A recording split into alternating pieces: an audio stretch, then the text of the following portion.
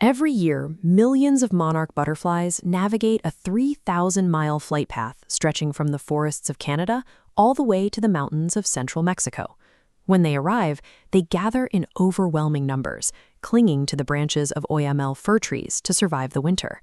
This incredibly dense clustering keeps them warm, but it also means a single localized event, like a winter storm or a logging operation, can wipe out millions of insects at once.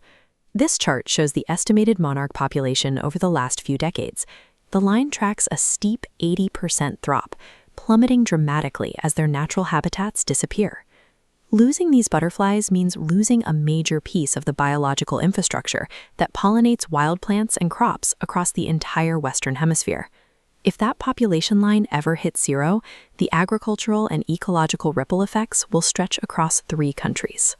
To fight this decline, Adriana and Keith DeCesare started the Inwood Butterfly Sanctuary. Instead of operating in a sprawling rural preserve, they built this intervention point directly inside the concrete grid of New York City. Their first step is planting native milkweed. Adult monarchs will only lay their eggs on this specific plant, making it a strict biological requirement for the next generation to hatch and eat. They also use a process called augmented rearing. This means they raise butterflies in controlled indoor environments to protect them during their highly vulnerable caterpillar and chrysalis life stages before releasing them outside. To get neighbors involved, the sanctuary brings portable enclosures into local schools and public parks to teach residents how to care for these pollinators. The effort gained serious momentum. The sanctuary received an Anthem Award, which honors purpose and mission-driven work, and they gathered over 25,000 signatures on a petition demanding an end to the cutting of native milkweed. By combining habitat restoration with community education, the sanctuary proved that these small, targeted actions in an urban center can successfully rebuild declining insect populations. Coordinating thousands of petition signatures and managing volunteer networks requires a stable online presence. In modern conservation, a website is as critical as your greenhouse. Then, without warning, the sanctuary's award-nominated Wings Without Borders website was blocked across major social media platforms. Users trying to share the link were completely locked out. This diagram illustrates how the block happened.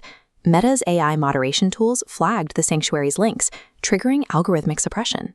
High volumes of traffic to a petition, combined with advocacy keywords, look exactly like a malicious spam attack to an untrained algorithm. The system misclassified regular organizing as a security threat. The sanctuary was successfully fighting off habitat destruction in the real world, only to be neutralized by opaque lines of code erasing their ability to assemble online. Keith and Adriana refused to let a broken moderation tool dismantle their work. Drawing on their professional backgrounds in technology education, they decided to publicly audit the algorithm. They launched a purely digital defense campaign called the #censorship-challenge. Followers deliberately shared blocked links, took screenshots of removal warnings, and posted the evidence online. By forcing their supporters to document the suppression, they created a public ledger of corporate AI failures. This digital push tied directly into their broader educational work, including their podcast and the iGentics AI framework. iGentics AI is an educational initiative they developed to help communities understand the real-world impacts of artificial intelligence. By weaponizing the block itself, they built an entirely new outreach campaign. It proved that basic tech literacy is now a mandatory survival skill for anyone trying to protect the environment. Experiencing both biological habitat loss and digital suppression firsthand led the sanctuary to a core philosophy they call the parallel decline. This chart visualizes that concept. On the left, we see the severe population collapse of a natural species. On the right, we see the simultaneous rise of algorithmic control and a degradation of free speech in urban communities. To fix this, the sanctuary uses a multidisciplinary strategy. They combine art therapy and tech advocacy with urban ecology projects, like repurposing discarded steel fence posts to build protective guards for local street trees. Whether you are planting native milkweed in a park or petitioning a social media company to fix its moderation code, the objective is the same.